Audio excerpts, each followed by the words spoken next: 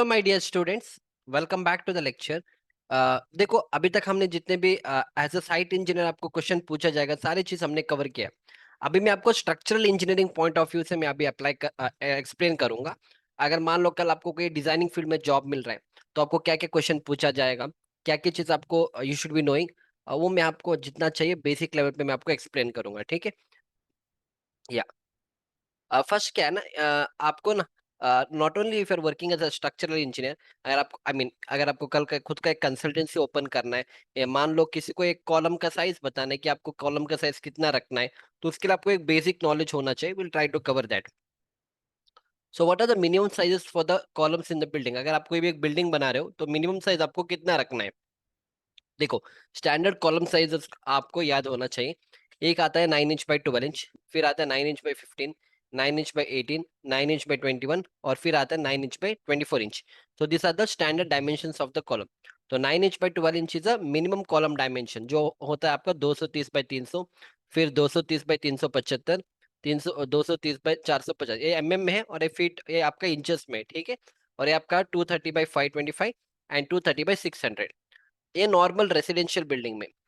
Commercial building में आप ना 12 इंच से भी ले सकते हो। 12 इंच मतलब 1 फीट, विच इज 300 mm। तो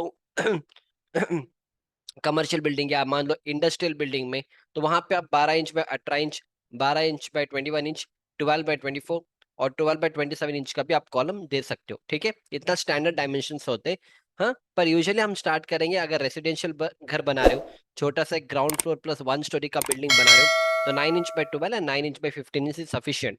अगर आप G+3 बना रहे हो, in that case 9 inch by 15 inch and 9 inch by 18 inch आपको कॉम्बिनेशन बनाना है। डिपेंड करेगा कितना स्टोरी का बिल्डिंग बना रहे हो। ठीक है? पर एक आपका एक रफ थंब रूल है। नेक्स्ट, यहाँ पे एक और चीज भी लिखा है। बिल्डिंग्स G+2 फ्लोर, जहाँ पे आपके दो कॉलम के बीच में अगर स्पैन 15 फीट और 18 फीट के बीच में है, 15 to 18 फीट, तो आप 9 इंच बाई 12 इंच का कॉलम दे सकते हो, and also 9 inch by 15 inch. अगर आप G+2 से G+4 का बिल्डिंग बना रहे हो, एंड आपका जो स्पैन है 15 से 18 फीट के बीच में है, तो आप 9 inch by 15 inch and 9 inch by 18 inch का कॉलम आप दे सकते हो। अगर आप G+4 से G+6 का बिल्डिंग बना रहे हो एंड अगेन अगर 15 to 18 फीट के बीच में आपका डिस्टेंस है कॉलम का, तो अगेन आप 9 inch by 18 inch and 9 inch by 21 inch का कॉलम दे सकते हो। अगर आप G+6 से G+9 बना रहे हो, you can go 12 inch by 18 inch, 12 by 24, 12 by 21 and 15 by 21 inch. अब ये सारे थंब रूल्स है। अब ऐसा नहीं कि सर ने बता दिया तो आप इसको प्रैक्टिकली अप्लाई करने के लिए स्टार्ट करोगे।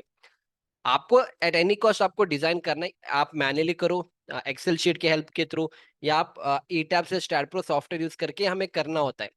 पर एक रफ थंब रूल के वजह, from thumb rule point of view, आप इन चीजों को यूज कर सकते हो। थंब रूल मतलब, जब हम डिजाइन करेंगे, अगर मान लो आपके पास एक प्लान आ गया, तो वो G+4 बिल्डिंग का प्लान है, तो आपको मिनिमम तो कॉलम का एक साइज लेके आपको एनालिसिस स्टार्ट करना है ना।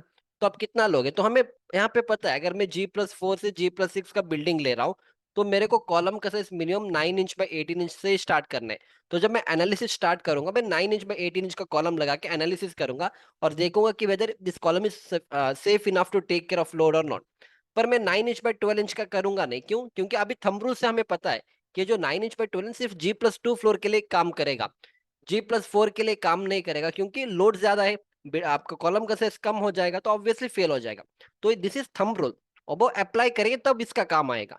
अब ऐसा नहीं कि आप G+4 बिल्डिंग बनाए तो तुरंत इस लो कॉलम का साइज को उठा के ना आप वहां पे दे दो, that is practically not possible. तो आपको डिजाइन करना है, फिर आप एक डिसीजन लोगे कि आपको कौन सा लेना है, पर ये मिनिमम होगा। इससे ज्यादा भी हो सकता है, पर मिनिमम आपको इतना तो देना ही पड़ेगा। ठीक है? इतना क्लियर है? चलो, नेक्स्ट हम चलेंगे बीम के लिए। अगर आप प्लिंथ बीम दे रहे हो, तो प्लिंथ बीम आपको 230 बाई 375 का देना है। अगर आपका स्पैन 15 फीट का है, अगर दो कॉलम के बीच में अगर आपका प्लिंथ बीम 15 फीट का है डिस्टेंस, तो आप 230 बाई 375 का बीम का साइज आप दे सकते हो। 230 बाई 450 का 450 का आप दे सकते हो, if your span is more than 15 feet. Next आएंगे फ्लोर बीम, मतलब आपका ग्राउंड फ्लोर, फर्स्ट फ्लोर का बीम, सब ये आपका प्लिंथ बीम का है। तो आप 230 बाई 425 का आप दे सकते हो, एंड 230 बाई 500 का। ओके? अगर स्पैन आपका 15 फीट तक है, तो आप 230 बाई 425 का आप बीम का साइज दे सकते हो। 230 by 500 if it is span up to from 15 to 20 feet. इतना क्लियर है?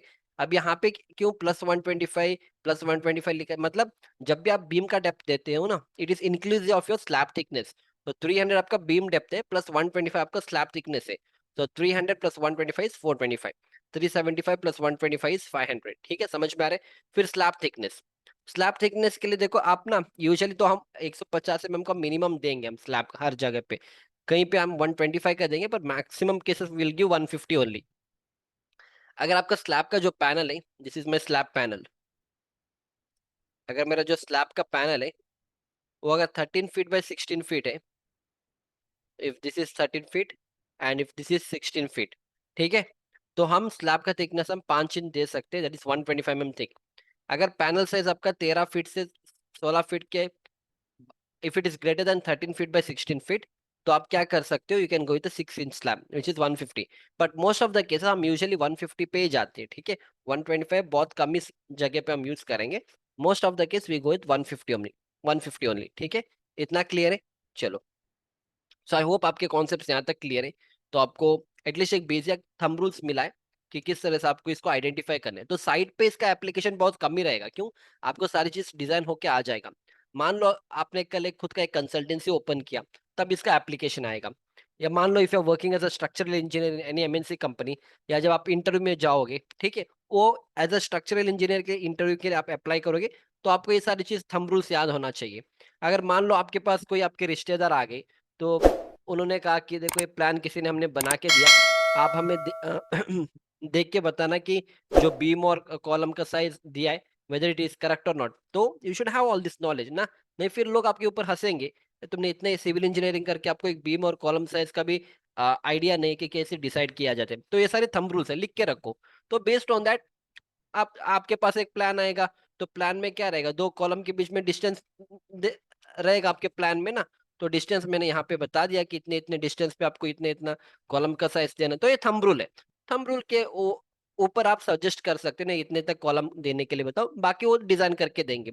एटलीस्ट कुछ तो कुछ आपको नॉलेज होना चाहिए। That is why I am explaining all this things. So I hope you have enjoyed my lecture up to here. In the next lecture हम और कुछ और थंब रूल्स को देखेंगे, एंड कुछ और स्ट्रक्चरल इंजीनियरिंग के कॉन्सेप्ट्स को हम कवर करेंगे। Will see you back in the next lecture. Thank you.